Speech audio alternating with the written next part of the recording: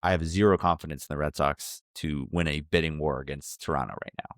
Yeah, you're right. So, That's sad. And you're 100% it is right. sad. I might put that in front of our podcast when I edit it because, I mean, people are going to hear that and go, boom. Yeah, That is so true. We're getting outspent by a team in Canada that doesn't even use US dollars. That's crazy.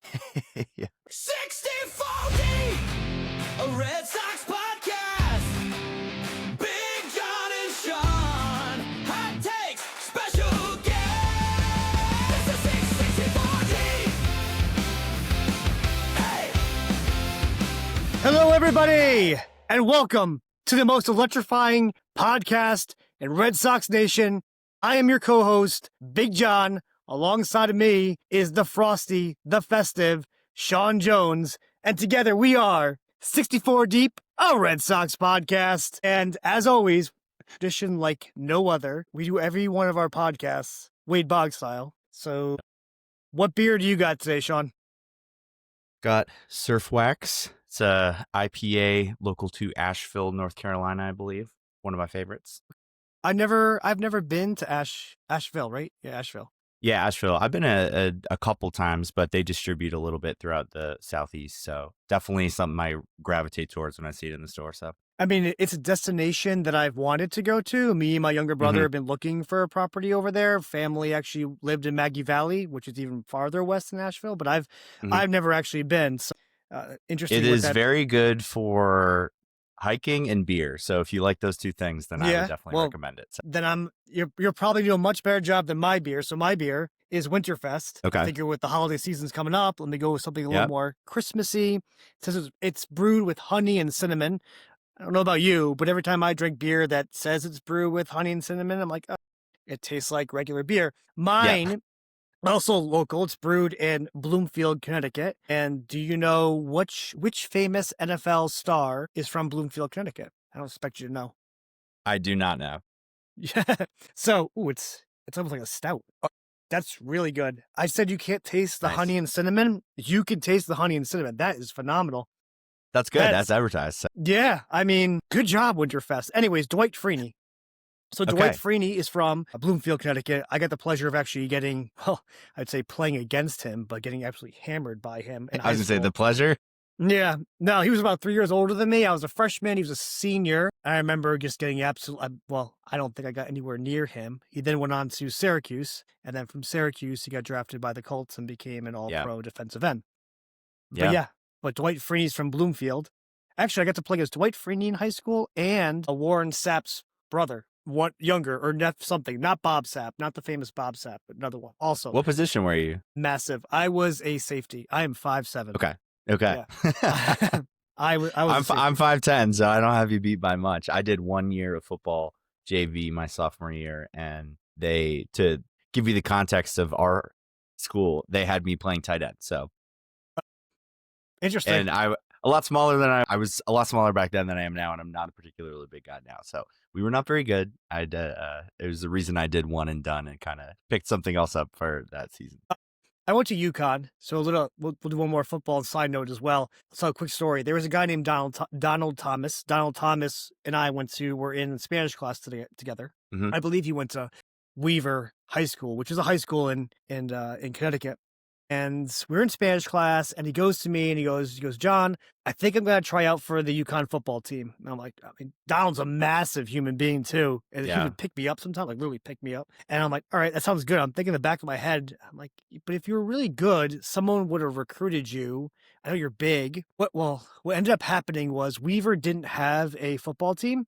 And especially back in like 2006, 2007, there wasn't that level of recruitment on the internet for how good a player could be, etc. So no one really got to see him play. He goes and tries out for the UConn football team. He makes it as a walk-on, becoms a starter, and they got drafted in the NFL, had like a 6 or 7 year career. So Donald Thomas, right? That's like a Rudy. That's like 2007's version of Rudy. But it was a great story. I mean, 6-7 years, that the average NFL career is like 3 years or something. So that's not nothing. He played for the Dolphins. He might have played for the Patriots too. Someone's going to correct me on that one, who he played for. But yeah, Donald Thomas. I drove a 1994 Celica in college, and I remember had like a sunroof. I remember putting him in my car and like have to put the sunroof down so his head could stick out of it. It was crazy. Yeah, true story. True story. So let's get into our agenda. We got a lot to talk about. Some things happened today, and by today, we're recording this on Friday, December, was it 19th? I believe it's 19th. Yeah, 19th. Yeah, December 19th. So by the time this gets out on YouTube and Spotify, it might be a little bit later. But today, some trades actually happened that may impact the Red Sox. And the first thing we want to talk about were the rumors of Bregman going to Arizona and what that meant for Marte. But I think the Shane Baz acquisition today might be some positive movement for the Red Sox. Let's first talk about the first rumors that have been going around, and that's Bregman to Arizona. Now, do you think that's posturing with them trying to posture and scare the Red Sox if they don't do something that they're going to lose them to the team that they might be doing a trade with? Or do you think it's legit? And if it's legit, what does it tell you about Arizona? I think overall they should be viewed as a legitimate threat, just in the sense that they gave 200 plus million to Corbin Burns last year, which was a guy that I had him on the high on my list of targets for the Sox last offseason, which obviously doesn't seem like they really were ever that serious in the free agent pitching market. But the fact that they've dished out deals like that in the past, they also traded away some higher salary guys at the deadline last year between Naylor, Suarez. I know they brought Merrill Kelly back. Zach Gallen is also still currently a free agent. Not sure where he's going to end up. But I say all that to say they certainly seem like they are, one, willing to spend money, and two, have a little bit of excess funds to spend money with. But at the same time, I do think that this probably is a little bit of posturing as well. I mean, I think Boris, he knows what he's doing, putting those rumors out and planting certain things out there. So do I think that Arizona is interested in Bregman? Probably. Do I think that they are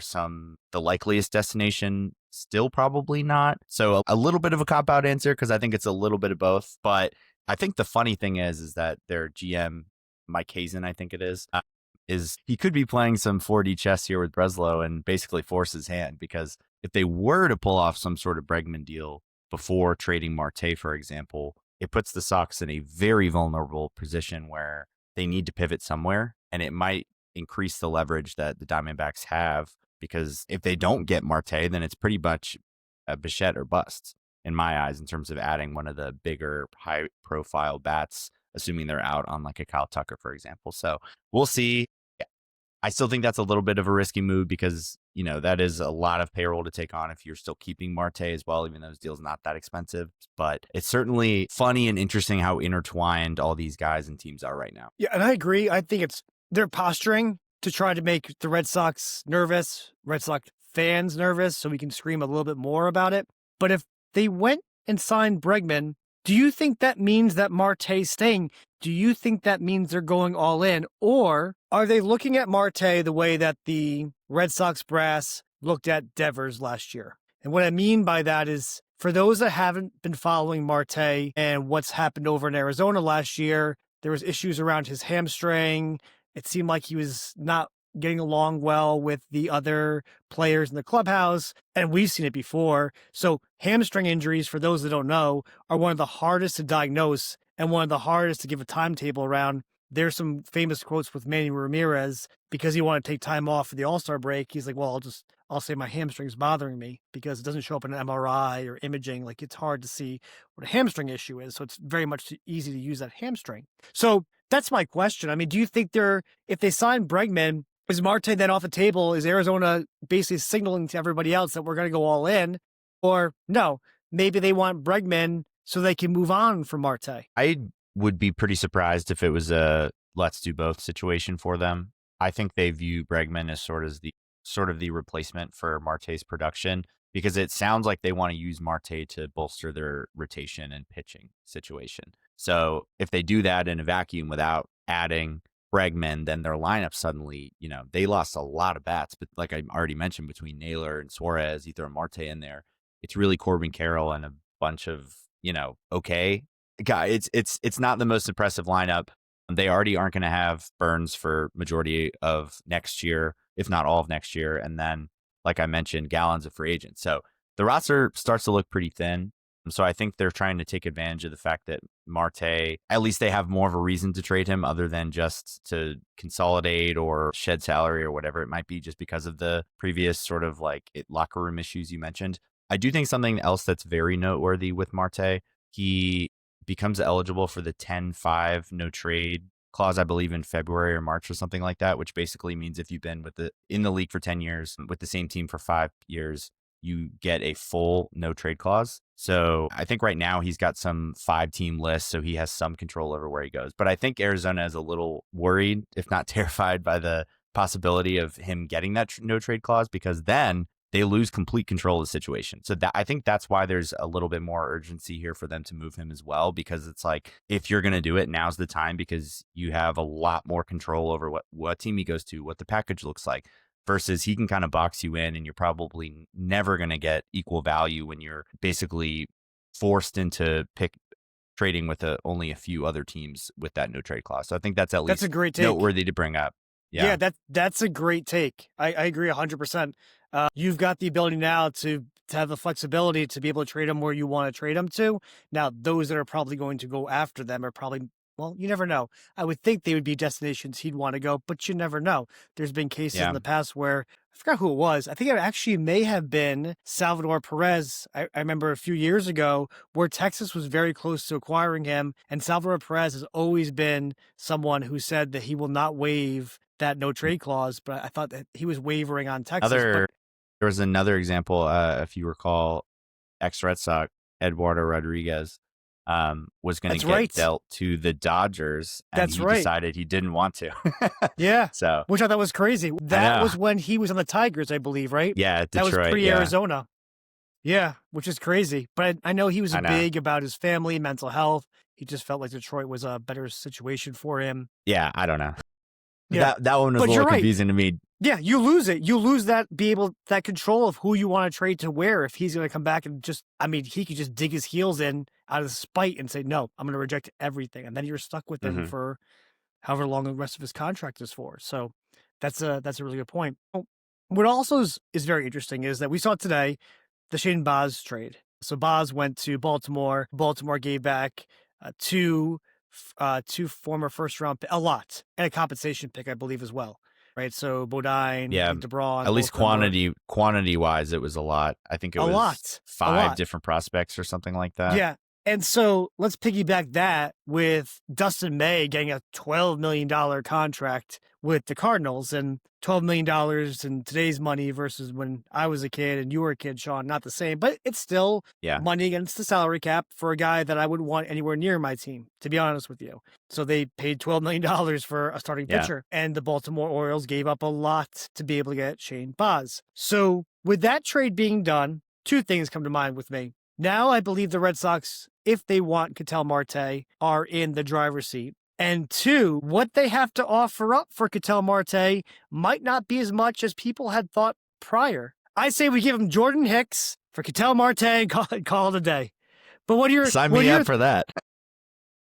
It might not take a Tolley and an Early for it, right? Because we're seeing that pitching is coming from a premium, and that means Craig is sitting on riches. Can he utilize it? Will he be able to take those prospects and those arms and translate it into real bats? Yeah, I still think Bregman is their plan A, and I am skeptical that they will do any sort of big move until the Bregman situation plays out. So I say that to say just that, like, I would be a little surprised if we saw some Marte to the Red Sox trade before Bregman signs. Maybe it's a pivot afterwards, like you mentioned. But I don't know. I almost question or wonder if the Rays trade has something to do with Marte also, because they have been linked. It kind of seems like the Red Sox and the Rays are the 2 teams that have been most linked to Marte. And of course, it's not like Shane Baz was making very much money, or that's some cleared salary so that they can acquire Marte. But he was rumored to be one of the guys that could be in the deal potentially. So I don't know if it's some sort of precursor. Maybe it's a pivot. Maybe they decided, okay, never mind. So we'll go elsewhere, and we were already maybe going to trade him. So let's just get a bunch of prospects. But I saw some package floated around on Twitter that had like Yandy Diaz and some pitching in there as well to Arizona. I mean, so I certainly think we could beat that kind of package, because I think if we really wanted to do, like, Duran, for example, is a better player and probably has more value than a Yandy Diaz. And I think our young pitchers probably have as much, if not more value than any of the young guys the Rays could give. But I think it's really hard to say. I think they're going to play hardball till the end, both sides. And I think like I said, I don't think the Red Sox are going to be overly aggressive on this front until they kind of have to be. But I wouldn't be surprised if Arizona is totally fine with just keeping Marte too. So as much as I would love to see him on the Sox, because I do think he's probably the best player overall and talent-wise that they could acquire this offseason, I am skeptical that something's going to happen at this point. Now, when you say the best talent they could acquire overall, you mean as of right now? Because I haven't pressed you on this one, Sean. Would you have rather had Alonso over Marte? I would, honestly. I know. You'd I rather think have Alonso or Marte? Alonso. I Okay. think that Marte is a better player, but the fit was just so seamless with Alonso between the fact that he played a strong position of need, that the number one thing this team needs is power in the middle of the order, and that is the thing that Alonso does best. There are lingering injury concerns pretty much all the time with Marte. Alonso is as durable as it gets. Like, he just checked every sort of box you could theoretically want for someone they were adding. And I'll even say this, if they had only signed one of Bregman or Alonso, I actually think I would have leaned Alonso still. I would have too. Again, I would have 100%. Yeah, just because it's a lot easier to backfill Bregman at third. Like, again, if Marcel Meyer has a breakout year, nobody's even thinking twice about Breg.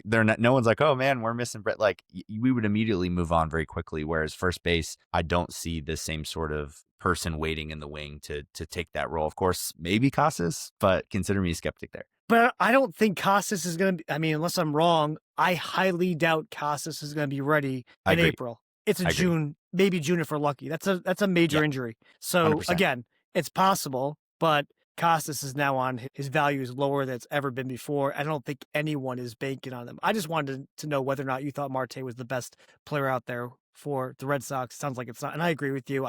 There's some other people I would have, Alonso being one. We'll get into Bo Bichette. I do want to make a Bichette comparison with Marte, and we'll get into that one as well, who would be better at Fenway. But the Bregman deal is looming. Bregman deal. We're going to see what ends up happening with that one.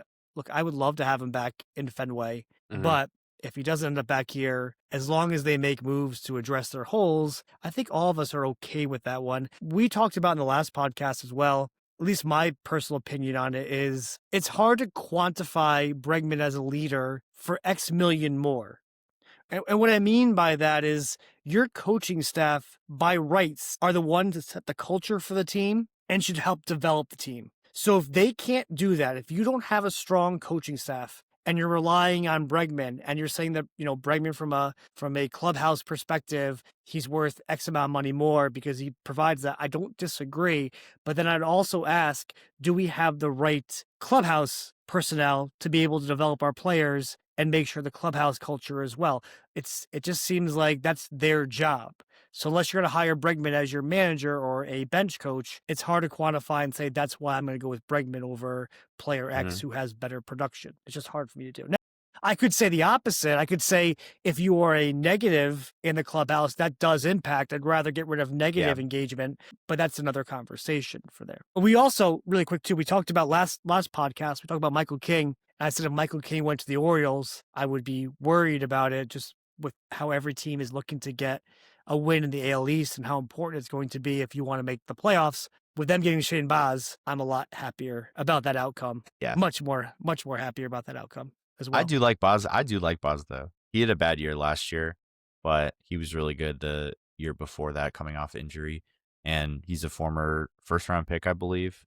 Still only 26. So again, I think they kind of overpaid a little bit. It's not like they gave up any blue chip prospects. They didn't trade any of the guys in their top 5, but I think it was 4 or 5 guys and multiple top 10 prospects that they had. And just the quantity alone makes up a good chunk of talent there. So probably a little bit of an overpay for Baltimore, but I do like Baz. I think at worst he's like a number 3, number 4, but I think he's got number 2-ish upside. So we'll see. Yep. But like you said, like we were saying, it just shows this market is thirsty for pitching, and they're going to overpay for it, right? So May, Baz, and if I'm Craig, I'm taking notice of this one. I've got 41 plus starting pitchers, major league ready, that have high upside. I should be able to get a lot in return for that one. So that's the positive. We talked about last podcast as well. If he doesn't move them for impact bats, it's mismanagement of a roster. Yeah. definitely. I mean, yeah. I mean, even you just look at guys like Patrick Sandoval. I'm like, I don't think he's going to make the rotation. I kind of hope he doesn't make the rotation. Just from, I would rather like Early and Oviedo be in there, assuming that they earn those spots. But you're not going to like have him down in AAA. Like I think he's making 12, 13 million this year. Like, are you really going to pay him that much to be a long reliever? You're not. That would be two bullpen guys making that much, neither of which are like actual experienced shutdown guys with him and Jordan Hicks. So that's just not a position you really want to be in. So I totally agree. I don't know when the trades are going to happen, and I don't know if they're going to be part of some larger deal, or I wouldn't be shocked if we saw some smaller level, like trade one of them for like a hitting prospect that's a couple years away. Like that could be sort of your fallback plan, I suppose, just to kind of recoup assets and rebalance the offense versus pitching a little bit. But obviously, I think we all hope that whatever deal they do make from that surplus is to help the major league roster, because it seems like all the moves they made so far have been more with the future in mind. Yeah. I want to move on to the Bo Bichette discussion. Last podcast, you talked about how much you liked Bo Bichette. I was lukewarm on Bo Bichette. Not that I wasn't against him. I just didn't really dig into his numbers. Since our last podcast, I've really dug into his numbers. I'm going to make some bold predictions a little bit later in the show as well. I've been watching other people on Twitter having conversations around Bo Bichette, and everyone seeming to warm up to him. I've also compared him to the numbers that Bregman puts up.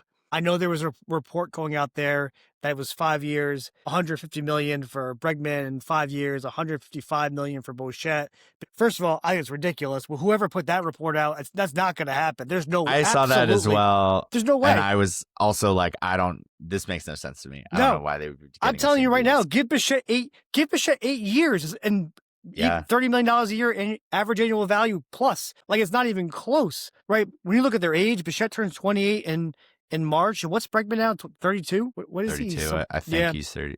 Right. And how strong Bichette he's 31. is. He's 31. But he'll be 32 in March. So I think they both have March birthdays. But the point is, like, you look at their numbers, their batting averages, how strong Bichette is, his on-base percentage, his slugging percentage. I mean, he beats Bregman in almost every category. I'm trying to find a walk rate.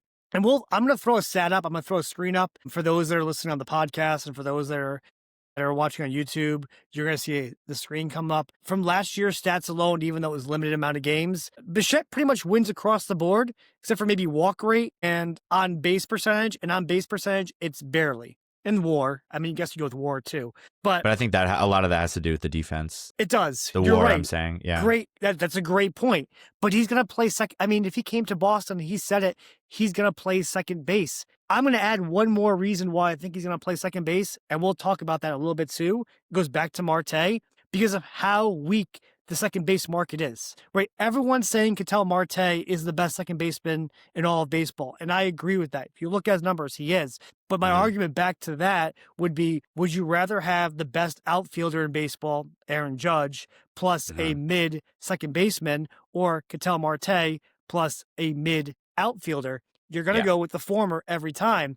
This is not like the days when Robinson Cano was playing and you had second basemen hitting 57 home runs. There's just a huge drop-off. People want to know why Bichette wants to move to second base. You increase his value by playing second base because it's such a shallow market. But I want to go back to you. Your thoughts on Bo Bichette. Yeah.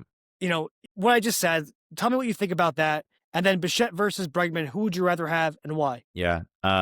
It's funny just talking about second base also because since Pedroia, the Sox have just who would you say the best second baseman that we've had that's played even like somewhat regular time since Pedroia?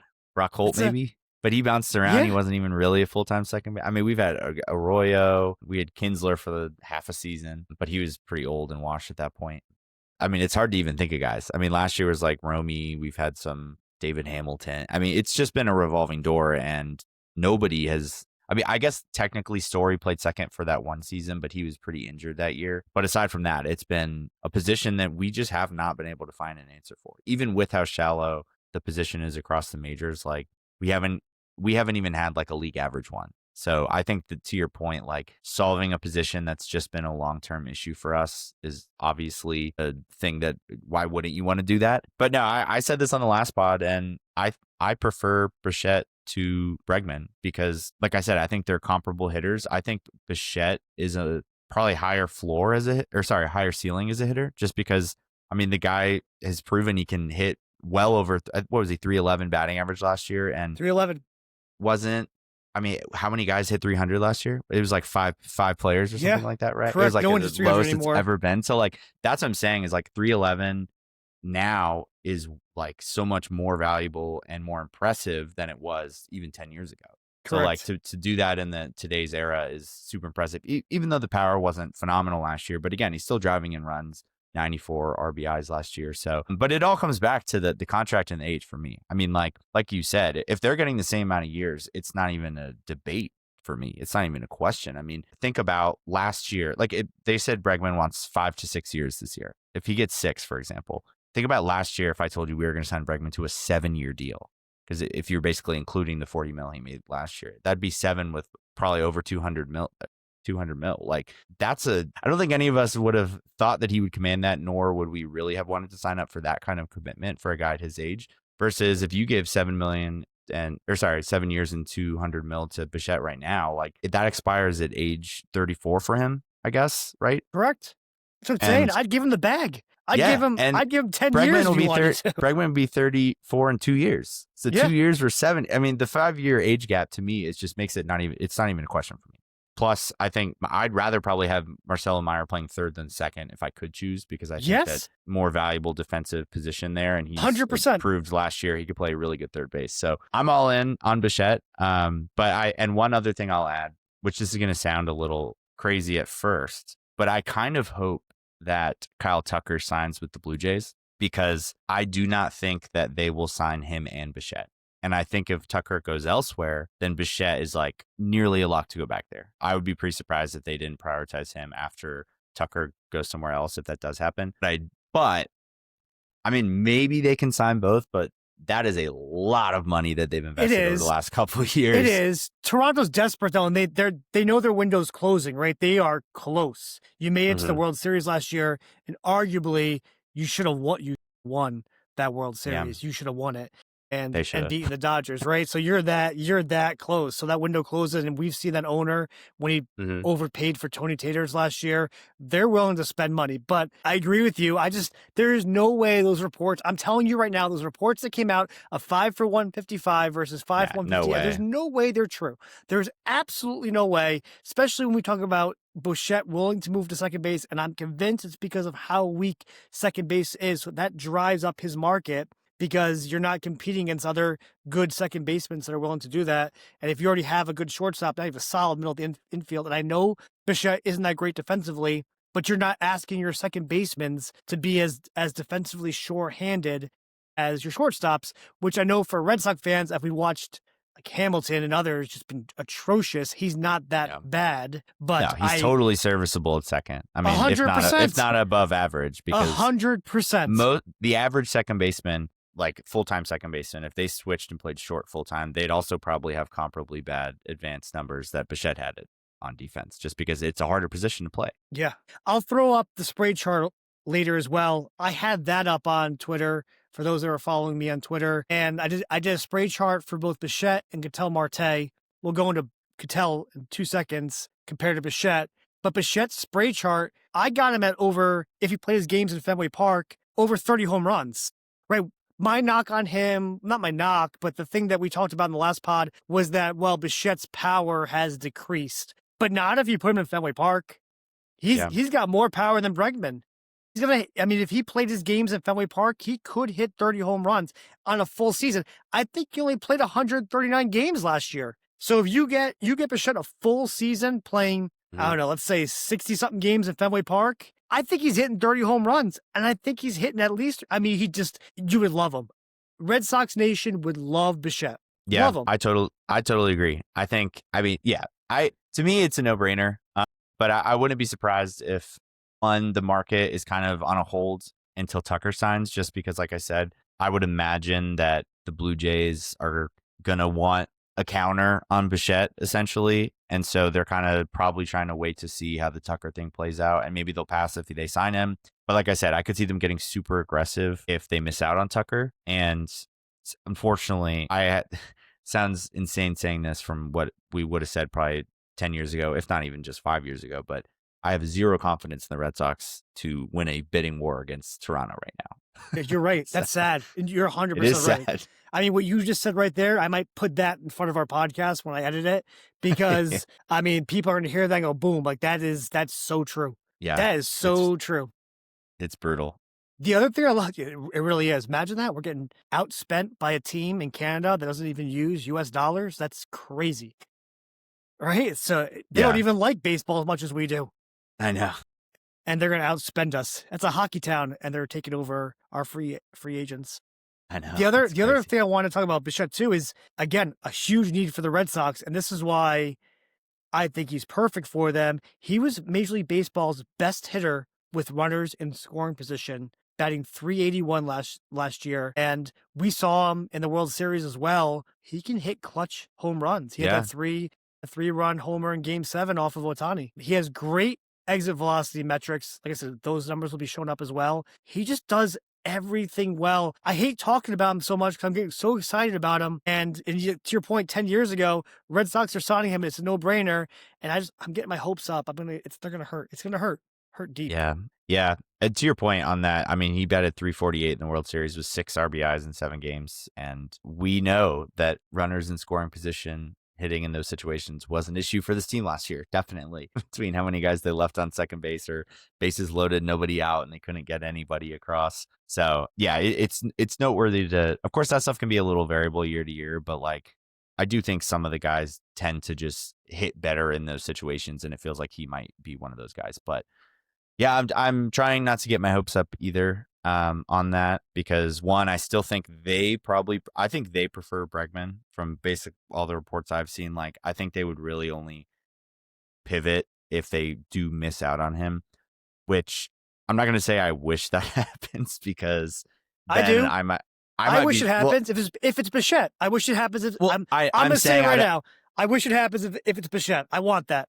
Sure, if it's Bichette. But what I'm saying is, like, however long in between Bregman and Bichette signing, I'm going to be shitting my pants, because I'm going to be like, well, if we don't get Bichette, we're not getting anybody. So that's going to be a little scary. No, we'll trade for a bunch of people, and we'll say we're a big market team because we made a bunch of trades. And if I remember correctly, and my stat may be wrong, I believe Marte also in 2023 had a phenomenal postseason too. I think he went at 20-game postseason hitting streak, which I believe is an MLB record. So not to say Marte isn't a phenomenal clutch hitter as well. You have an opportunity. You're Craig Breslow, and I wish that upon nobody, but you're Craig Breslow, and you have the opportunity to either trade for Ketel Marte or sign Bo Bichette. Sean, which one are you doing? I would easily do Bichette, because one, you're retaining all of the assets that would take up 100%. To give Marte. You can either keep a lot of those young pitchers or repurpose them for another need, for a different type of bat, or go for that clear-cut number 2 starter that they've been kind of hinting that they might go after yet, but we obviously haven't really seen it yet. But yeah, anytime you can throw money at a problem as opposed to throwing prospects at a problem, I always lean the money. And I know that, like, you can if the contract doesn't work out, you can put yourself in a tougher situation down the line. But I'd argue with the prospect thing, you're also putting yourself in a tougher situation. Like, if they kind of clean house with their prospects and make a couple big trades, and suddenly, I mean, they've been one of the 5 or so best farm systems over the last few years. They fall back down into the 20s, then it becomes really hard to add guys, because you just literally don't have the assets for it. Like, you can't even be competitive in some of those trade discussions. So I think if you're going to pull the trigger on a trade, it's got to be something like that. It's got to be something you feel really good about. But if you can avoid it altogether, then I don't know why you wouldn't. And obviously, I'm going to keep bringing this up, but Bichette is a good 5 years younger than Marte also. So correct. And look, I agree with you so much on it, but we know how this organization is. They'd rather trade their prospects to grab controllable assets, and Marte is a controllable asset, than they would be willing to spend the money and give someone a large contract. And I get it, they've been burned in the past, but the best move for the team would be Bichette if you factor everything in. However, as we hit on earlier, we watched, as we said, Dustin May get $12 million. We watched Shane Baz go for a haul. I don't think it's going to take both early and totally to get Marte, which is what we talked about in the last podcast. I think it's one of them. And I know Red Sox Nation loves early, but if you read the scouting reports on him, and he's outperformed at every level, his ceiling is not as high as how he's actually performed. The scouting reports have him as a number 3, and that has to do a lot with velocity and whatnot. I just don't know how the Red Sox see them. I know Red Sox Nation loves early, but I don't know how Boston sees them as well. Would you agree, Sean? It's either Tolley or early gets the Marte deal done. And which one are you going with? I do think they probably will have to include one of them, but I also don't think it's enough on its own, just one of those. I think they probably have to add a couple other pieces. I mean, I've seen people float out like Marcelo Meyer in the deal. I think if you were doing Meyer plus one of those guys, that's probably a little too rich for my liking for Marte. But if you could do one of the pitchers and still keep Marte and keep some of the other, like Christian Campbell, for example, like I would like to avoid having those guys in the deal and maybe pitch more from the depth of the prospects in the org. So in terms of which one, I'm well aware that the perceived notion on these guys is that Tolley certainly has the higher ceiling between the two, but I don't know. I'm such a I've seen Connolly early perform in big moments in the major leagues, and I haven't really seen that from Tolley to this point outside of his first 5 innings. So it's against Pittsburgh. Yeah, exactly. So I almost kind of lean like I'd rather have early, but that could be, I don't know. That could be wrong. I'm such a I like seeing results kind of guy. And I think sometimes teams bank too much on what someone could be or the theoreticals behind certain players. And we've seen the Red Sox do that specifically with some of their kind of cheaper signings they've done over the years to try to get the best value type situation. Sometimes it's paid off and sometimes it hasn't.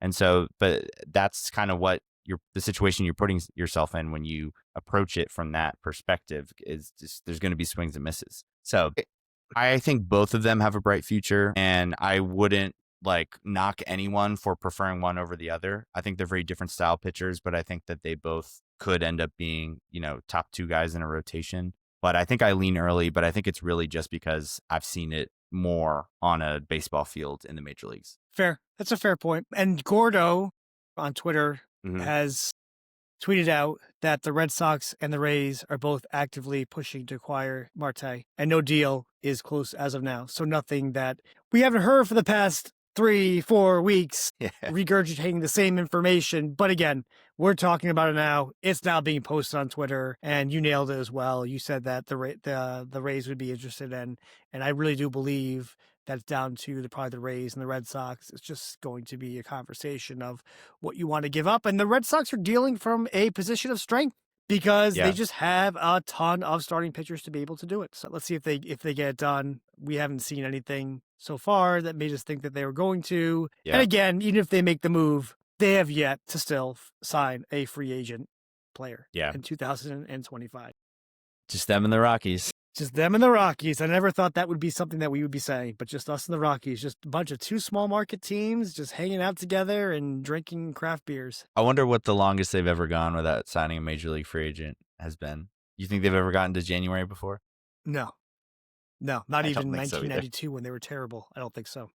I'm not sure it's ever happened. It's a much different climate and environment now. Yeah, for sure. So the other thing that we discussed that we're going to do today, and I was going to lean on you, Sean, to lead this segment off, is that the Jarren Duran trade. So we both went back to our labs just by ourselves. We didn't talk to one another.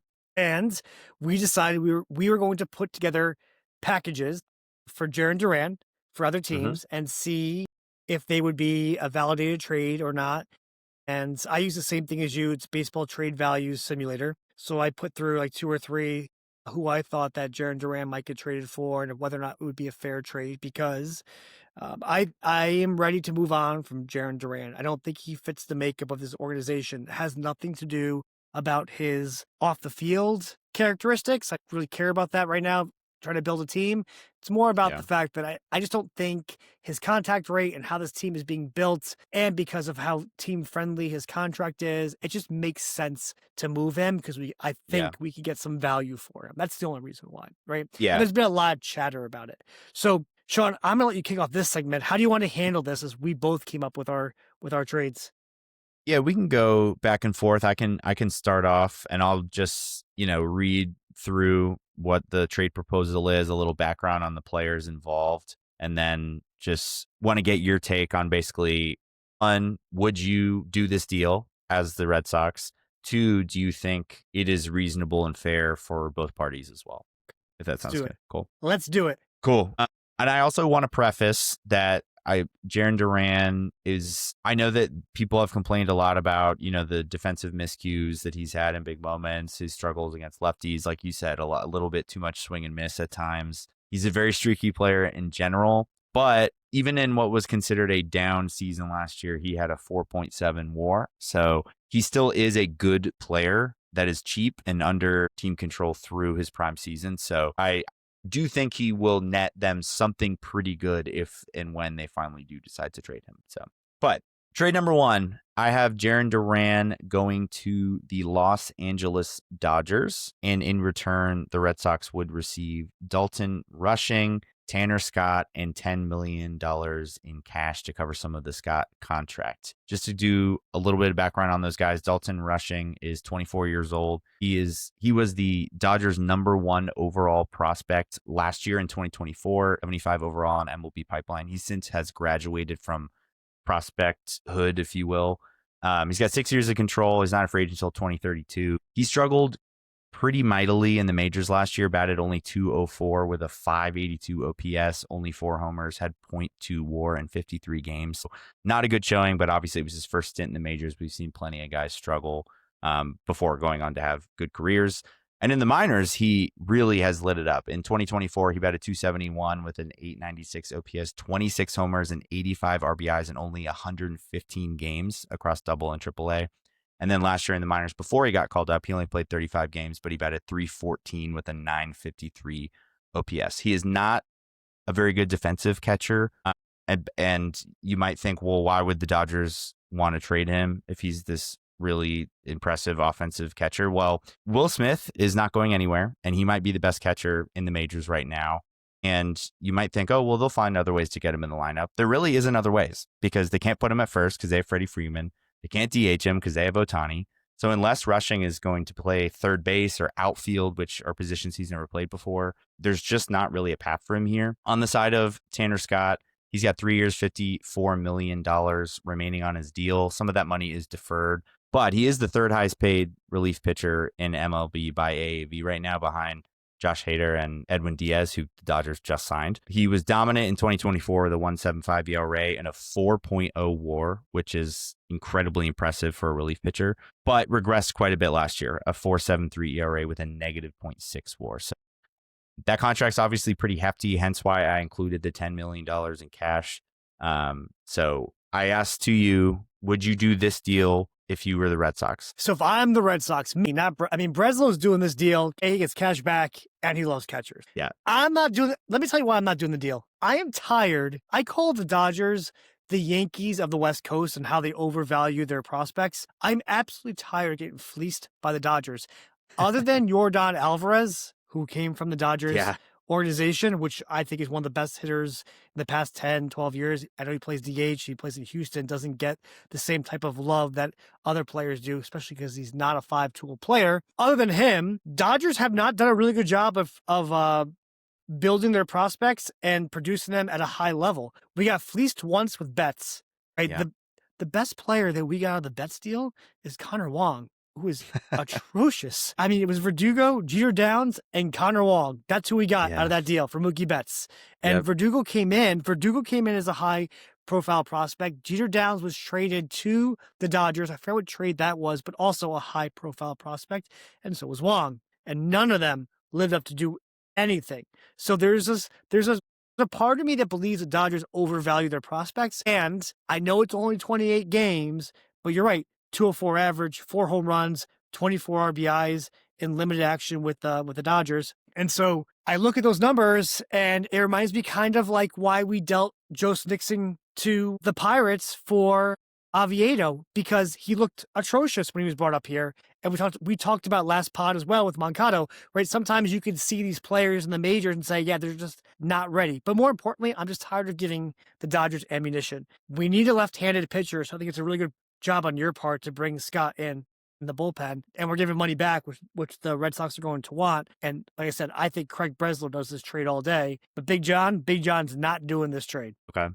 I think that's fair. I'll say this. It wouldn't be my first choice necessarily, but if this ultimately ended up being the return for Duran, I wouldn't hate it. I hear you on the Dodgers and their prospects, but I think it's a little bit of a different situation with Rushing because I think they probably would not want to deal him except for the fact that they just don't have a way to get him on the field. Like there's just no path for him with the guys they currently have. So that is probably the reason why he might be more expendable. But I don't know. I think him and Narvaez as sort of like a duo behind the plate would be really enticing to me because Narvaez is obviously phenomenal defensively. Rushing is at least projects to be one of the better hitting catchers in the majors if everything pans out.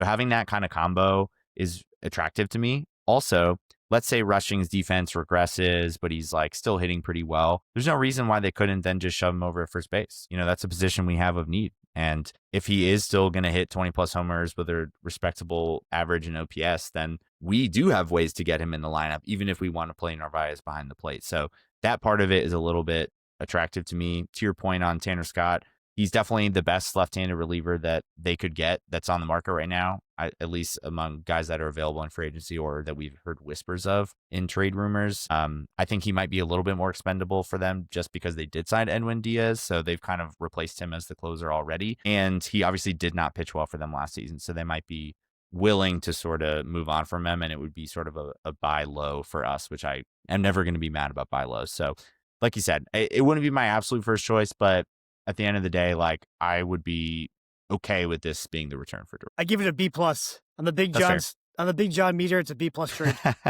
for the Red Sox. Fair. Cool. All right. What's next one? You want me to go or you want to go? Let's do it because I don't have as. Let's do the next one to be you, and then I'll give you the next one because it was interesting. We'll tell everyone at home. We both came up with the same trade idea. So. Yeah, sounds good.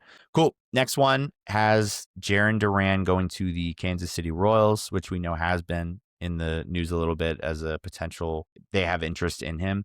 But alongside Duran, I have Peyton Tolley also going to Kansas City, which obviously sounds like a little bit of a haul there going back to Kansas City. And in return, the Red Sox would get left-handed pitcher Cole Ragans, who is 28 years old, under team control for 3 more years. He's only making $5 million in 2026, $8 million in 2027, and then will be in arbitration in 2028, so a free agent in 2029. So you're getting 3 cost-controlled years out of Reagan in this deal. He was a little bit not great last year. He did have a 4.67 ERA, but he was coming off an injury. And if you actually look under the hood of his numbers, he had a 2.50 FIP. So the expected numbers for him were a lot better than the results actually were. He also had an absurd 14.3 strikeouts per 9 innings last season. Even with that ERA, for context, the league leader was only 11.5. So he would have been first by a mile if he had qualified with enough games.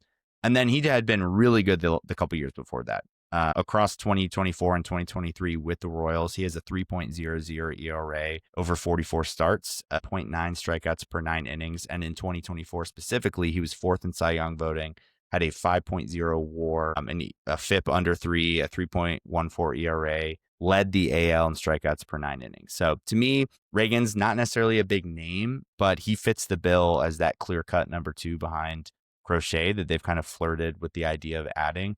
And the fact that he's cheap, he's under team control. This is something that would be, I would absolutely love to add Cole Ragans to this team. But I ask you, for the cost of Duran and Tolley, would you do this deal? So I'm going to preface some of that too, because I would do the deal under certain conditions. And those conditions are if you just trade to get Ragans and you do nothing else to this roster, you're wasting bringing Ragans on this team. So if you don't go out and trade for Marte as well and get Bichette, and if you don't sign, let's say you sign Bregman as well, if you don't get 2 right-handed bats and you're only bringing Ragans in, then it doesn't work for me. So if they brought additional bats on it, and if you're banking on him getting back to 2024, and his numbers in 2024 were insane. I don't think people realize how great his numbers were in 2024. His 10.7 strikeouts per 9 led the entire American League, just ahead of Skubal. Skubal had 10.69, so even better. His 223 strikeouts ranked 3rd in Royals history for a single season.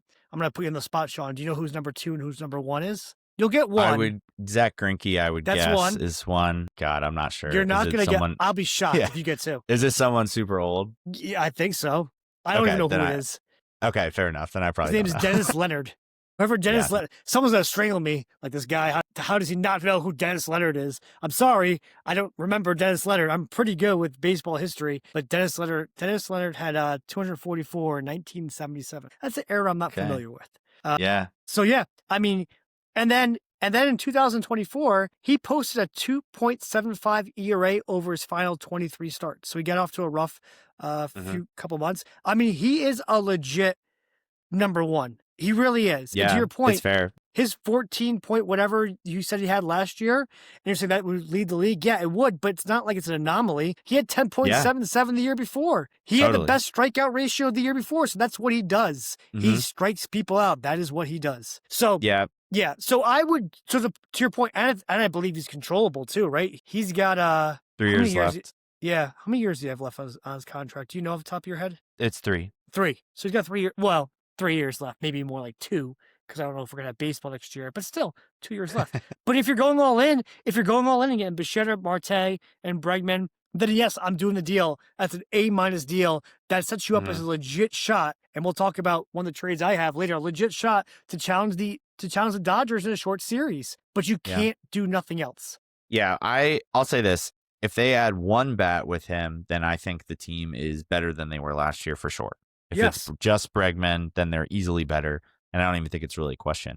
If they didn't add a bat and they still made this deal, which I'm pretty confident they will add somebody on the offensive side of the ball. So again, I don't know who that's going to be. But if they didn't add anybody, I still probably would do this deal because they might have the best rotation in the AL at that point. And the offense is probably going to be worse, obviously, but there's enough upside across the board where, again, I would still be mad that they didn't add anybody, but the rotation would be good enough where I'm like, okay, I can at least kind of see like a world where the offense is actually pretty good, where Roman Anthony becomes one of the 5 best players in the league. Like Marcelo Meyer has a breakout year. Maybe Casas comes back at least at some point and is productive. Like maybe we get a power leap out of Willier. Like there's a lot of different things that could happen where the offense could be better just internally without any ads. Of course, I'm not advocating for that, but I wouldn't not do this deal just under the notion that they don't add anybody, because I still think this makes them a lot better than they would be as currently constructed. Think about it. Your rotation would be Crochet, Reagans, Bayo, Sonny Gray, and Early or Sandoval. Then or whoever else you want to throw in there, yeah. Whoever else you're putting there. Yeah, but Sonny Gray becomes a number 4. Yeah. It's hard. You're going back to the years of big spending in the early 2000s, back to even the early Red Sox days, or even back to when the Yankees had a dynasty when they would have guys like Kenny Rogers pitching as their number 5. You're going way back then to find a rotation that deep. Yeah. As Gray as your 4? I always think back to the Phillies. At one point, they had like Halladay, Cliff Lee, Yeah. Roy Oswalt, and Cole Hamels. That was the big four they had there. So I don't know. I don't know if ours would be quite that good, but Crochet might be better than any of those guys were at that point. It's also different now, too. It's just different the way that it's hard to have starting pitchers that go deep and can dominate the way they used to dominate. It just doesn't happen anymore. So, yeah, 100%. But it is exciting if they could pull that off. I just don't think Kansas City values Duran the way that we want him to value him, which is why, and I'm going to trade 3 that we have. I think the reason why we both, without even talking to each other, have the same exact trade on the board is because I think this trade makes a lot of sense based on the mindset of Steve Cohen and the Mets and where the Red Sox wants to go. So Red Sox would get from the Mets Mark Vientos and Jonah Tong, and we would give up Jarren Duran. I'll give you some information on Vientos, but you already know it because you put the trade down too. So in 2024, I'm going back to 24, he had a breakout year, 27 home runs, 71 RBIs, 837 OPS. He had that huge grand slam in game 2. His breakout was real. He had a 14.1% barrel percentage, which is the 92nd percentile, 113.2% max exit velocity. Last year, it wasn't as good. He regressed significantly, but we know the power's there.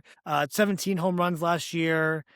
He had an OPS of 702, so a big drop off. We'll call it a sophomore slump in his first full season. Ron, explain to me why you thought that was going to be a good trade with him and Tong. What were you thinking? Yeah, I'll start with Vientos, another guy with a lot of team control. He's 26. He's still pre-arbitration, so 4 years of team control at very low numbers, not a free agent until 2030, so that's always a plus to be able to have guys really up until he's 30. So that's a plus. And look, he's been up and down. He struggled when he first got called up in 2023. He had a -1 WAR in 65 games, which is pretty hard to do in that low sample size. But then, like you mentioned, his 2024 big breakout. He only played 111 games, still had 27 home runs. In the postseason that year, 13 games, he had 5 homers with a 998 OPS. So he dominated in the postseason, which is always, encouraging to see guys perform on the biggest stage. But he did regress last year, like you mentioned, 233 average, 17 homers, a -0.2 WAR. So not only was it was more than just a small regression. Like, he had a bad year across the board. He's also not a very good defensive player, especially over at third base. So there are some pros and cons to adding Vientos, but at the end of the day, per 162 games, he's averaged 28 homers and 81 RBIs. And that's the exact kind of production that the Red Sox need in their order. It's not as sexy of a name. He's lesser known, but he can play either corner infield spot. If we shifted him over to first base, gives you at worst, a really nice platoon with Casas, with a right-handed bat and a left-handed bat there.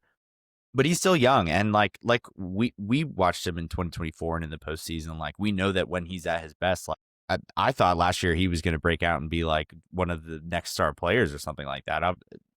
Development's not always linear. But I would bank on him having some sort of bounce back year next year, just because we saw what he did in really his rookie season. So I think it's a good fit positionally because he can play first base. He can DH a little bit. He can play third if he needs to. I don't think we'd necessarily add him to be the starting third baseman just because defense isn't great over there. But he's a power guy, and we know that he can hit home runs. And so that is just an add in itself. For Jonah Tong, he's their number 4 overall prospect. He's got 6 years of control left. He also really struggled in the majors last year. He had a 7.71 ERA in 5 starts, so he was like unplayable. But again, only 5 starts in the minor leagues and 22 starts last year before getting called up. He had a 1.43 ERA with 14.2 strikeouts per 9 innings across double and triple A. So he was absolutely dominant in the minors. So again, I'm never going to put too much into a 5-game sample for a young player coming up for the first time, but it obviously wasn't great. But I think Jonah Tong is sort of in the same tier of a Tolley or an Early. So adding him to the team gives them a lot more flexibility in the sense where they could either repurpose Tong in one of these deals for like a Marte or something, or maybe they like Tong better, and then that makes Tolley or Early expendable. So it gives them a lot of optionality, and he's in that kind of upper tier. I mean, he's a top 50 prospect in all of baseball right now. So he's clearly above the like Oviedos, the Hunter Dobbins of the world. So it even makes all those guys even more expendable, to the point where maybe we're comfortable overpaying in a trade just because we have such a surplus that it's not really a big deal. I like that deal overall. I think it checks a couple boxes, but obviously they would still have work to do. You know why I put the trade down? And maybe in the back of your head too, and you may also agree, maybe not in the back of your head. I think this trade is extremely realistic. I think the Mets have shown that they are looking to shake things up and they want to be more defensive oriented. They traded away Nimmo. They've had conversations about shoring up their defense. They didn't want to sign Alonso, even though his DRS, defensive run saved, it was atrocious. It wasn't very good, but he was phenomenal at scooping the ball. But again, they're looking at those metrics. And if you look at Vientos, he's got negative metrics at third base, -10 DRS in 2025. That's the worst among third basemen. So for someone like Steve Cohen and that team, they're looking to get defensively oriented. And I believe because they're so focused on that, they'd be willing to make a trade like this one, especially, and I get it, Duran has had issues in the outfield, but his WAR is outstanding. Man, for 2 years, his WAR has been very good. We got blessed in 2024 with was it 8 or 7 WAR, and last year 8.7. Yeah, last year he was still at a 4.4. I was trolling people on Twitter. I think I was trolling people on Twitter to talk about how Duran had a better WAR than Ketel Marte, just because I wanted to troll people. But that's part of it for his ability to be able to go after the ball. Yeah. And so I think this trade is very doable. If I'm Steve Cohen, I'm doing this trade. The question is, maybe the Red Sox can maybe get a little bit more from this trade. Yeah, I think Duran, for all of the criticism he takes, especially defensively, he's still at worst like an average defensive player. Like, he's not a bad defensive player. I think he's had some kind of like head scratching plays in important moments, so it like sticks more with fans. But he's not a bad defender. I mean, I think we're a little like blessed just because we've got Cedon in center and Willier in right, and like those guys are Gold Glove caliber. So then we look at Duran and we're like, he's the worst one of the bunch out there. But again, I think he plays a fine center field, fine left field. I almost kind of feel like sometimes he's better in center than he is in left, but just he's had some weird interactions with the monster. I'll say that. But I agree. I think that this is a good deal for both teams. My only thing from the Mets side is they might want to hold on to those guys in a bigger deal. Maybe they go after, maybe they go after a Skubal, or there's been rumors of them with like San Diego, maybe taking on the Bogarts contract and then getting Mason Miller or something like that. So I think that they're seeing what this type of package could get for them. I don't know if Duran would be their first choice, but I think ultimately if they don't align with any of those other teams on those other guys, then I think it makes a lot of sense for both teams. Yeah. Neither one of us put a Padres deal in here for Duran. Yeah. I should have probably done that. I played around with it and looked at it, and it was kind of hard to find something that matched up. I feel like the Padres are their farm system's kind of shot now after the Mason Miller deal. Nothing. Correct. And then their roster is very top heavy, where it's like, okay, well, they're not going to give us Tatis. Machado makes too much money. Bogart's contract is awful. Like, we're not going to trade back for Pivetta. Like, there just wasn't a lot of guys that made a lot of sense. And like, I was going to try to work a Mason Miller trade in. I just didn't get a chance to do it. Yeah, I looked at that as well, but I just don't think that they would trade him for Duran. Well, it wouldn't be Duran straight up. They'd have to throw in something else as well. Because I'm like, if the DeVry dude that they traded away, the number, he's like their top 10 prospect in baseball. I'm pretty sure if he was on the table for Duran, we probably would have traded him at some point. Well, they were trying to offer us, and now we're realizing how much Craig loves catchers. I think it was Ethan Salas last year, who has a ton of upside, but has not performed at all at the minor league level. So I'm glad. Yeah, he was the only one that kind of made sense when I was looking through this, on top of maybe throwing like one of their relievers in, which they have a lot of good relievers. But they do. But we watched that last year. But that deal felt a little. It was basically a same deal, different font of the Dodgers deal that I proposed, where it's like catching prospect with upside and then a relief pitcher. So similar vibe, but I don't know. I think rushing I'd rather have than Salas at this point. So yeah, I agree with you 100%. Yeah. You want to give me the next one? Yeah. This is the last one I put together. This one's going to break my heart a little bit. I might get a little upset, but not break my heart, but it's going to make me have PTSD from Father's Day of last year. But go ahead. Yeah. Okay. So in this deal, Jarren Duran goes to the San Francisco Giants, and they also I put Hunter Dobbins in there, but I'll qualify that could be Sandoval, could be Oviedo, could be Kyle Harrison, but very unlikely since he was just with the organization. But any of the pitchers from sort of that tier, the tier below the Earlys and Tollies, along with Duran, for first baseman Bryce Eldridge, who is the number one prospect in the Giants system right now. He's 12th overall on MLB Pipeline. He's 21 years old, pre-arbitration, so 6 years of control, not a free agent until 2032. He, like a lot of the guys I've kind of mentioned, struggled a lot last year when he was called up. He only went 3 for 28 at the plate, which is a 107 batting average in 10 games. So again, very, very small sample. I wouldn't put much into it, but he's been very good in the minors. In 2024, he had 23 homers, 92 RBIs in 116 games. He batted .291 with an .889 OPS. And then last year, before getting called up, he had 25 homers and 84 RBIs in only 102 games with a .260 average and an .843 OPS. That's 48 homers and 176 RBIs across 218 games the past 2 years, which equates to his per 162 in that span is 36 homers and 131 RBIs. So this guy has produced at a very, very high level in the minor leagues. Normally, I'd be like, why would they even want to move him? But there has been some reports out there that they might be open to moving him. I've seen floated around. It sounds like they prefer to do it for pitching, but he might be a little bit somewhat blocked now with Devers in the fold. Of course, they just could put Devers at DH and it probably wouldn't be an issue, or he could play third in stints. I know they still have Chapman, but the point is they have at least floated his name around. So I asked to you, would you do this deal if you were the Red Sox? I mean, yeah, as the Red Sox, yes. And Yeah. you put this trade forward, right? And the total value is even. Bryce Eldridge is a 50.5 according to the website that we utilized. Duran plus Dobbins is a 50.4. So in theory, the trade makes sense. What angers me, though, is I really believe they could have gotten Eldridge last year if they didn't make San Francisco eat the money. The whole contract. Correct. Yeah. And true big market teams would have made that happen. And that's the part that really frustrates me, is because we could have had Eldridge if maybe 10 million, right? Maybe make a deal like it's only 10 million that they eat and we'll pay the rest. And you could have had Eldridge. And now you're looking at it and saying, okay, Duran and Dobbins for Eldridge. I mean, as a Red Sox, I would do this in a second. I just don't think San Francisco's going to do this trade. I don't think it makes sense for them. And I would love to have it. I would love to have a 6'7" guy, left-hitting first baseman. I want that monster up there, right? That could have 30-plus home run potential. Top. I know it's a risk. It's a gamble. It's more of a long-term value. But this is something that really should have been thought about last year. And the fact that we're revisiting it now in 2025, 2026, that's what angers me on it. But he has elite upside. And I'm on the Red Sox. I'm doing it. The Dodgers. The Giants are not. I don't think they would ever do this deal.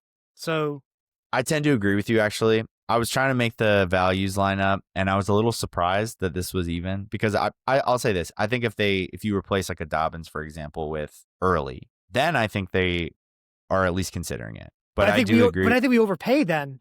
I agree. So it's unfortunate because it feels like there's not really a sweet spot. Give him for Jordan it. Hicks. Jordan Hicks and Jarren Duran. You throw Hicks in there, it's a negative. We go down. We give him Hicks back and Jarren Duran. Be all about that one in a second. Yeah. No, I tend to agree with you, though. I think the Giants would probably pass on this. But I think if there's a way to, he's the type of prospect that I would love for them to get for Duran, is kind of the point of this discussion, I think. Like, if you're not going to add a Pete Alonso, then this is almost like the next best thing. You could argue this is better, but obviously this is harder to obtain. But I just mean that if you can get a young, homegrown, like in years of control cheap guy to be your 30 to 40 home run guy, then that's obviously an option that I think every fan would enjoy. My turn, my trade for you. And this one goes back to our podcast last week where I was talking about if it was me and I wanted to go all in to win a World Series, I want Tarik Skubal. I want Tarik Skubal, and I want Marte or Bichette, and I want Bregman. And so, according to the website, I'm overpaying. So the Red Sox receive Skubal. We give up Duran, Christian Campbell, and Connolly Early. So our total value is 89.4. Skubal's is 60.6. 1 year control. We know everything there is to know about Skubal. I mean, he's won the Triple Crown for a pitcher.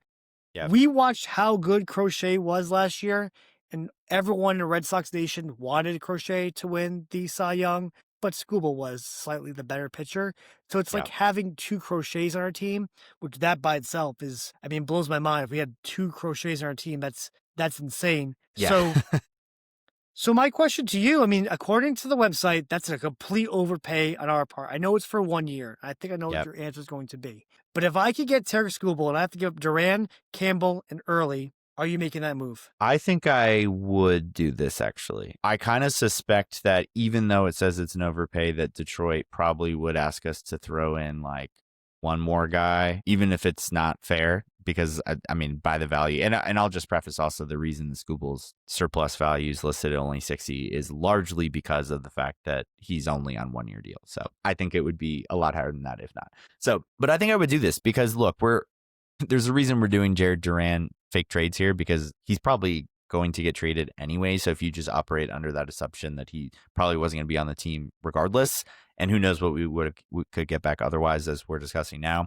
And then Connolly early, like obviously I love him. Red Sox fans love him. He projects to be, like you said, a lot of people say only a number 3. So even in his best case scenario, I still don't think he's sniffing what Skubal is. And then Christian Campbell had a little bit of a weird year last year. Obviously starts the season with the major league roster, won rookie of the month, and then kind of just plummeted after that. Spent the entire rest of the year in the minors. He was like dancing around on different positions, and the swing was a little broken. So, but they still seem to be quite high on him overall. So he's kind of the one where I'm like, am I willing to give him up to get this over the finish line? And I think probably just because in some ways he's started to feel like the odd man out a little bit, because like we don't really know what position he plays. Like, is he like a 15 home run guy or 25 home run guy? Like there's just a lot of unknowns with him despite the talent there. And I think if you can, turn him into, like you said, basically where we've got 2 of the top 3 pitchers in baseball,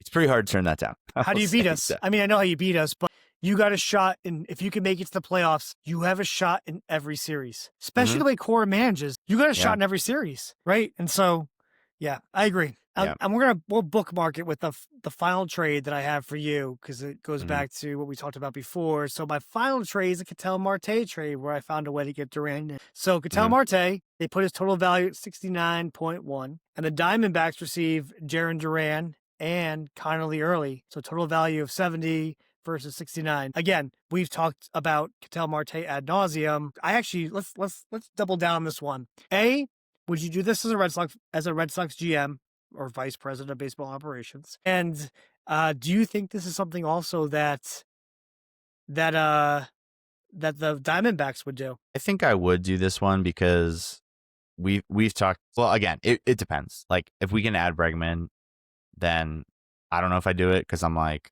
then you've got a crowded infield at second, short, and third, and that's a good take.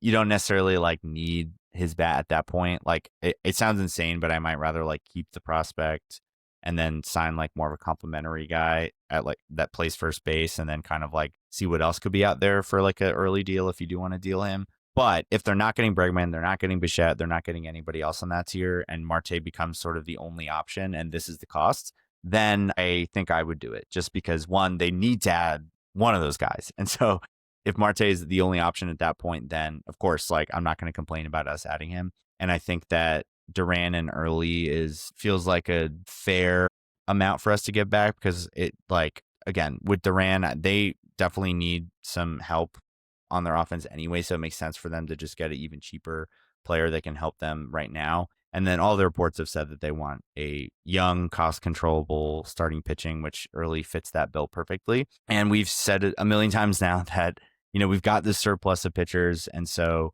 we're going to have to make some trades at some point. Again, whether that's early and Tolley or it's the younger guys, that remains to be seen. But I if you can keep one of early and Tolley, keep Christian Campbell, keep Marcelo Meyer, and keep like Franklin Arias, for example, their number 1 prospect, they can keep all that and still get Marte. To me, that's a good deal for the Red Sox. I agree.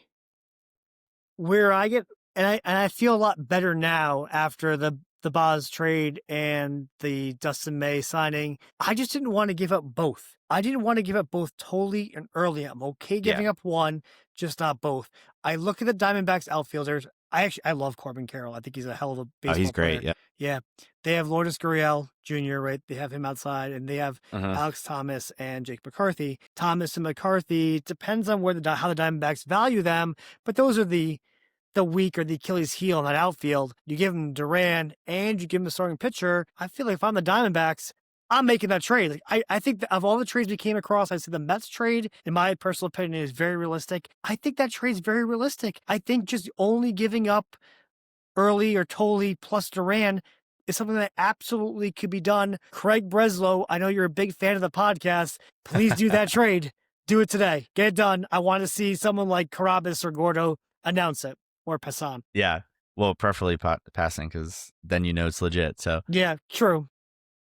But I still like, part of me is like, man, I feel like the Diamondbacks probably going to ask for more, just because like he is probably a top 20 player in baseball, and he's got, is it 6 years of control? It's contract control. Yeah, it's very crazy. cheap. A club and option, like 11 million or whatever it is. Yeah, he's got an amazing contract. So, I mean, I get why the ask is high. But he's also, you made a great point earlier. They've got to make a decision by January, February. Otherwise, they lose the agility that they have. And the reports out of the clubhouse is, I'm not sure if the team was, we don't know. We don't know what the real thing is, right? I mean, but the reports are he's not the best clubhouse guy either. So there might be incentive to get him moved relatively quickly. And maybe they're just waiting to the 11th hour to make the decision.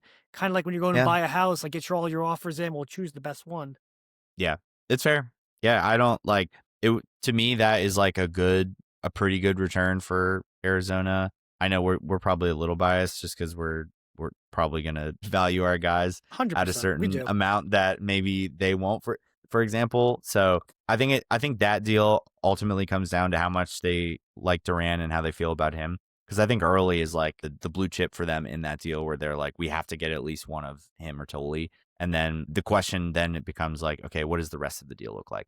Maybe they'd prefer to get like Arias and then Kyle Harrison instead of Duran. You know what I mean? So I don't know what they're prioritizing in any return for Marte. So it's we'll see. Obviously, I kind of at this point also I'm like, I wouldn't be shocked if they just like don't trade him, because I just feel like it's all this smoke, and then it seems like there's not that many suitors. Like if the Sox don't get him, is it just the Rays? And then if it's not the Rays, like I don't know where else he's going. So well, and they got unless something. What happened to Perdomo? Anything happened to Perdomo that I'm just blanking No, he's still there. Okay, no injury or anything. You have Jordan Law, right? So Law's been a huge prospect for years that they need to bring up and do something with, and finally give him playing time. So you have the middle of your infield. They are, like I said, they're doing a good job of it. They got to move somebody, because they're going to run into something very similar to what you talked about earlier with having a log jam in that infield. So if Perdomo's there, either get rid of him or trade him. You have Marte and you have Law. If they believe Law really is going to be a superstar, because he's been in the minors with injuries, etc., and he finally had some playing time last year, and they have other guys as well. They got to start making moves. Otherwise, they're going to mismanage their roster. So another reason why I think Marte will probably get moved as well. I just think they're waiting until the 11th hour to pull the trigger on it. Yeah, I think that's fair. And I'll say this, they're definitely not going to move Perdomo. So. No, they're not moving Perdomo. He's 7-WAR guy last year. So. Yeah, nor should they. Phenomenal. You look at his value on that trade website, I think they have him like at, was it 90 or 80, something crazy. Yeah, which he's not worth that much, but they're not moving Perdomo. So if they believe Law's the guy, then Marte gets moved, especially if Marte, again, they feel like isn't a good culture fit. Yeah, I will say, though, I mean, I could see them moving Marte to like DH at some point, though. So I think there's ways around that. I hear what you're saying, though. But I think they have a little bit more flexibility than we have, because we have this, like Yoshida is just like, he has to DH. And then we've got like 4 outfielders for 3 spots. And that's like right. The only solution is, okay, then move Cedon to the second base. And it's like, well, we already have too many infielders. So it's like we every solve for our problem creates another one. Whereas I feel like they probably have like a little bit more flexibility, but I hear what you're saying. Yeah.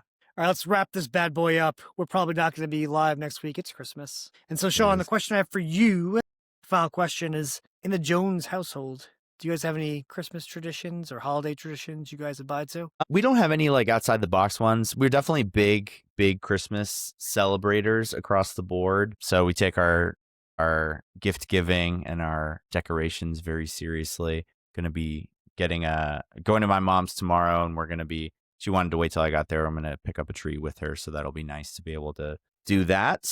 But no, it's just all about family for us most of the time, getting everybody together and gift giving and whatnot. I'm trying to think if there's anything. I will say this, growing up, my dad always would read the night before Christmas. So on Christmas Eve, he would read to us. And then he even just kept doing it when we were older, and we were kind of like, I don't know if we need to keep doing this. And he's like, no, we're going to do this. So he's a man of tradition. I respect that. Yes, exactly. What about you? We don't have anything. I got 2 girls. They're 7 and 5. All I want to do is wake up on Christmas and just stay in the house, and that's what we'll do. And that's all I need. I'm sure my dad had some crazy things that we would do back in the day. Actually, my father, more around New Year's Eve, would eat raw herring and something else. It's more of a New Year's Eve tradition, but for Christmas. Yeah. Yeah, I got nothing for you, which is good, which is fine. I want to be with my Yeah. girls. I love it. We have a So I fire said it's all going. about just time of family. So, You know what we do? We do a brunch, like a brunch breakfast thing, and that's always a good time as well. And so I Yeah. enjoy it. Just some time off. yeah, That's it's good. awesome. Well, for those that are listening out there, we appreciate you guys listening to us. Make sure you subscribe. We will come back at you guys in probably 2 weeks. Again, this is 64 Deep, a Red Sox podcast. I am Big John signing off. And alongside of me, of course, is the Frosty festive Sean Jones. Good night, everybody. Thanks for listening.